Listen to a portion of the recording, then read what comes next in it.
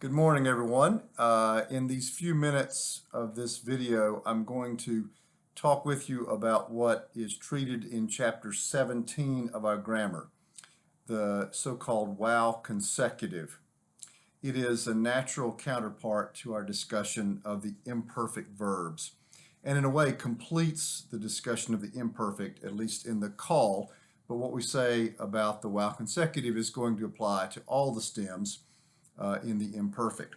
So I want to talk about the while consecutive, and after I explain the while consecutive, then I will say a word about what our grammar does with it that I think is off base.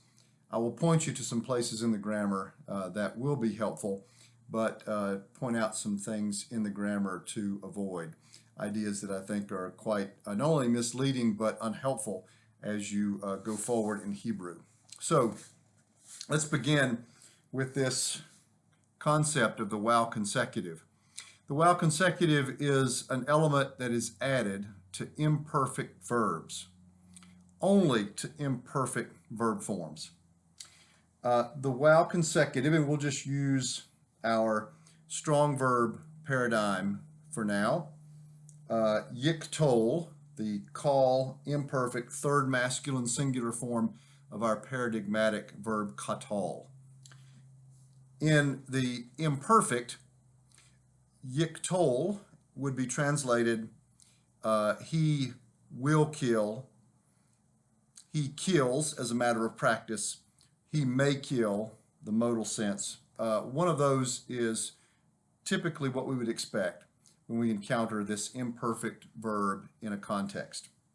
The while consecutive is a while added to yiktol in this case with the pointing patak and the doubling of the preformative.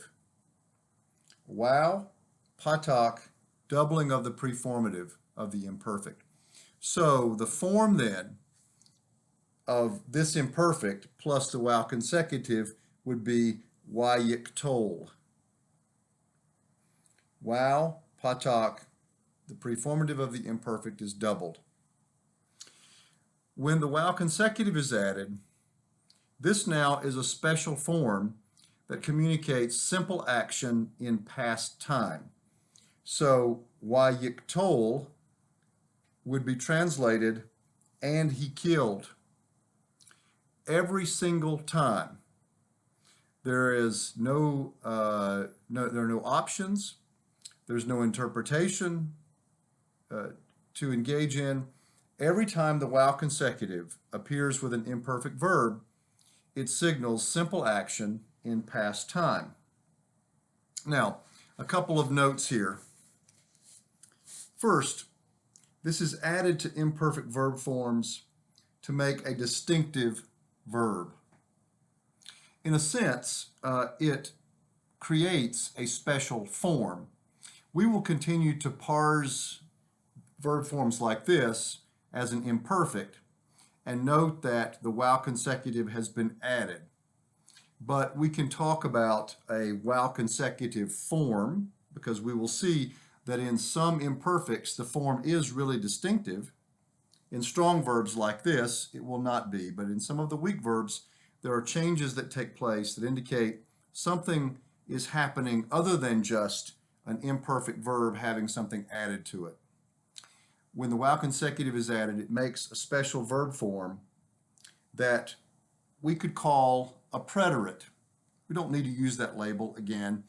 We'll just call it a while consecutive form, but some grammars will label it that. And again, it always signals simple action in past time. Again, we see evidence that this is a special form in some of the weak verbs, which we'll take a look at now.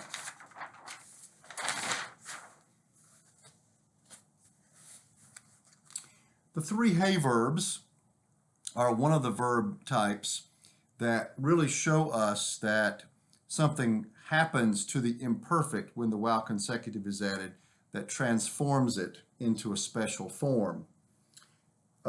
Take the verb bana, the verb to build. In the simple imperfect, it would, third masculine singular, it would be yivne. Add the vowel consecutive, and we have what the grammar will refer to as an apocopation of the hey. The hey and its vowel drop out, and the verb shortens. Also, and what causes this really is the accent that would normally be on the final syllable retracts to the syllable of the preformative. So the result is a very shortened form of this verb in the vowel consecutive form, wa yavain, with the accent here, short E-class vowel here, no final mater with a hey, wa yavain. This is consistent throughout the three hey verbs, that all of them in the vowel consecutive form will see this apocopation of the hey. A very important form of a three hey verb is that of haya. In the regular imperfect, third masculine singular, the form is yeh. Add the vowel consecutive, however, and we get a very shortened form, wa yehi. Again, the accent here on the preformative syllable and a shortened form. Notice that with haya in the vowel consecutive form, something else happens. There is a shortening of this vowel to shua. This is a very weak verb, doubly weak, as we noted, and as the grammar classifies it. So the initial vowel shortens to a shua. Notice when this happens also, when we add the vowel consecutive, the preformative isn't doubled. Sometimes letters that have a schwa beneath them lose their doubling. This is especially true of vowel consecutive forms, and we'll see that throughout the grammatical system, throughout the verbal system. But there is still no confusing this with anything else. Remember, the only other thing that will be added or that will appear at the beginning of a word is a vowel conjunctive. It would have its own distinctive pointing. It would not be pointed with a patak.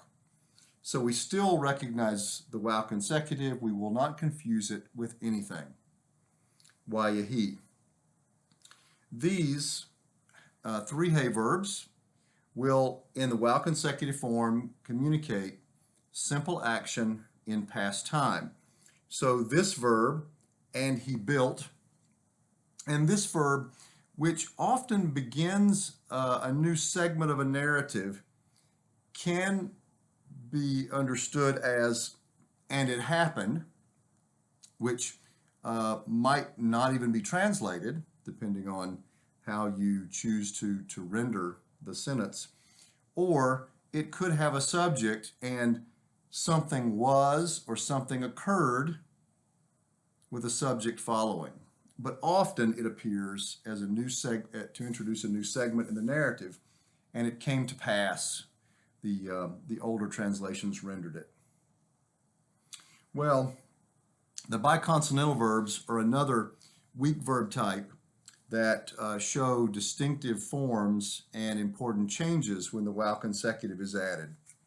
So let's take this example of yakum. Remember kum, the verb we learned in vocabulary, that means to arise. In the regular imperfect form, we have the preformative with the comates as our pointing, and then this long middle vowel reappears. Remember, it did not appear in the perfect forms, but now it appears in the imperfect. Yakum, the call imperfect third masculine singular form. When we add the vowel consecutive, however, the accent again retracts to this syllable with the preformative of the imperfect, and that long middle vowel shortens to something within its vowel class. In this case, the shurik shortens to a kamates hatuf. Still in the OU vowel classification, but shortens to a kamates hatuf. Remember now, this is the accented syllable, so this symbol is appearing in a closed, unaccented syllable, and it reads wayakom. The verb has shortened in its wow consecutive form, again, telling us that what we're encountering here is a special form that has this particular purpose. Similarly, the verb seem, yasim, add the wow consecutive, the accent retracts to the preformative syllable, and the vowel shortens to a hirik or to a sigol. Wayasim or wayasem, a special form that we're encountering. But each time we encounter the wow consecutive, it is telling us that the verb that we meet is communicating simple action in past time. All right, let's just say a word about chapter 17 of the grammar and what chapter 17 does that can mislead us. It treats the wow consecutive and the imperfect verbs to which they're attached as though the wow consecutive converts the imperfect so that it becomes a perfect.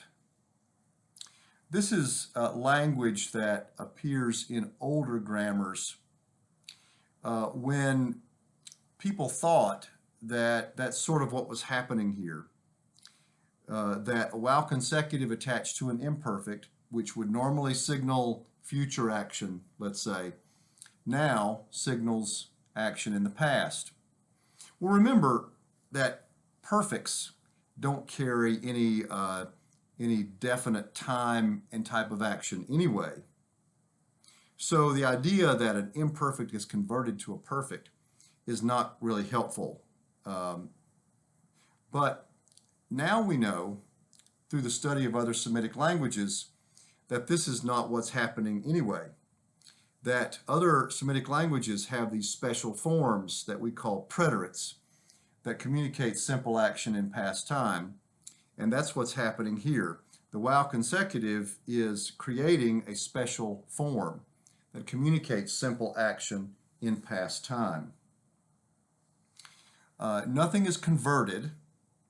It's simply that when the wow consecutive is added to this imperfect form, it makes a new verb form. Again, for our purposes, we will parse it as an imperfect with the wow consecutive added. But note that it will always communicate simple action in past time. The second thing that happens in this chapter that is maybe the most unhelpful of all is that the chapter treats the wow conjunctive when it's attached to perfect verbs as though it converts the perfect into an imperfect. Now, the reason it does this is, I think, quite simple and understandable. Also, this is the kind of discussion you meet in some older grammars. Often when the wow conjunctive is added to a perfect verb, we do, of necessity, translate that verb as a future. We see it in the beginning of many narrative sequences. Wow conjunctive plus haya, for example, often signals future action. So the grammar calls wow conjunctive attached to a perfect verb also a wow consecutive, but they note that it's attached now to a perfect verb. This is really unhelpful because, again, the wow consecutive is a wow with a patak, the doubling of the preformative of the imperfect. It's only attached to imperfects. This is simply a wow conjunctive that connects things, connects one grammatical element to another in a sequence. What the grammar is missing here is that the wow conjunctive added to a perfect is simply signaling to us that that perfect verb is being controlled by its context, and it's expressing action that is the time and type of action of the previous verb or verbs. That's all that's happening, and you can see this consistently. It happens every time you encounter a wow conjunctive plus a perfect. That the time and type of action of that perfect is simply determined by its context. Remember that perfect verbs don't carry in and of themselves much of any verbal action at all. They're very simple verbal expressions. And so in this case, the perfect takes on whatever verbal action is expressed by previous verbs. So, to sum that up, before giving one final example, the wow consecutive is attached only to imperfect verbs. And when they appear on an imperfect verb form, it creates a special type of verb that communicates simple action in past time. The wow conjunction attached to a perfect verb is simply a wow conjunction. The perfect verb is then taken over by its context and used to express whatever action that context calls for. Let me give you an example in Genesis 1. Right here in the first chapter of the Bible, an example that disproves the point that our grammar is trying to make. The 14th verse of the first chapter, this is one that we will work through a little later in our term. Wayomer Elohim, God said, Yahi Ma'oroth, let there be lights. And then it goes on in the expanse of the heavens to separate between day and night. Then, now notice the last verb that's expressing action here is Yahi, a form that we haven't had yet, but it's a jussive form. It expresses a wish, a kind of light command. It's the verb that we translated, let there be lights in the expanse of the heavens. Their purpose is to divide between the day and the night. That's the last verb. The next verb we come to is a perfect verb, hayu. They are, they will be. It has the wow conjunction attached. This verb has to be expressing the same action as that jussive. And indeed, it's the only thing that makes sense here. It reads, let them be lights, or let them be, I should say, signs for seasons and for days and for years. You might take a look at this verse and the verse that follows it, which begins with this same verb with a wow conjunctive. The perfect verbs in this case with the wow conjunctive attached are being controlled by the previous jussive verb. And the only thing that makes sense here is for the perfect verb to be translated like the jussive was earlier. Let them do this and that. Let them serve this purpose and that. This is consistent throughout Hebrew in narrative sequences. The wow conjunctive attached to a perfect verb is being controlled by its context to express whatever action the previous verb expressed. We'll encounter this again as we work through Genesis 1. We will be able to work through it before too long.